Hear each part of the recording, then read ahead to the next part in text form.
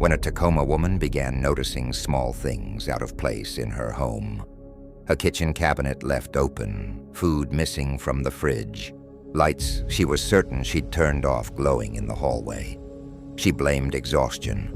She lived alone and worked long shifts, and the idea that someone else might be inside her house felt impossible. Still, the unease grew. At night, she sometimes paused beneath the attic door, convinced she heard the faintest shift of weight above her bedroom ceiling. One evening, she returned home to find her living room window cracked open from the inside.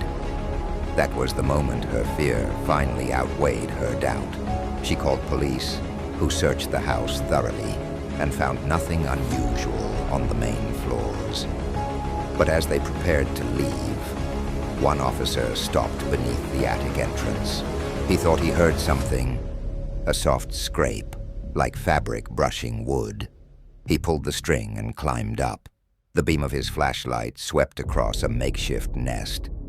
Blankets, food containers, and a phone charger plugged into an extension cord running across the rafters. Someone had been living in the attic, and they weren't gone. The officer found a man curled behind a support beam, silent and unmoving, as if hoping to blend into the shadows.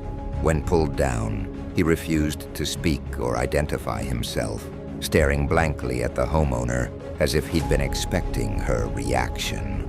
Investigators later discovered that the intruder had entered through an unlocked basement window and had been living above her for weeks. He moved only when she was gone, showered when she was at work, and ate just enough of her food to avoid detection. In the attic, detectives found a small notebook filled with dates and times, a log of her daily movements. They believe he had been studying her routine from just a few feet above her bed, waiting for moments when the house fell silent. The homeowner never returned to the house after that night. Police told her she was lucky. The man had been watching her long enough to understand her schedule intimately, slipping through the house while she slept or worked. The idea that he had been inches above her head, listening to her breathe, was enough to make her leave everything behind.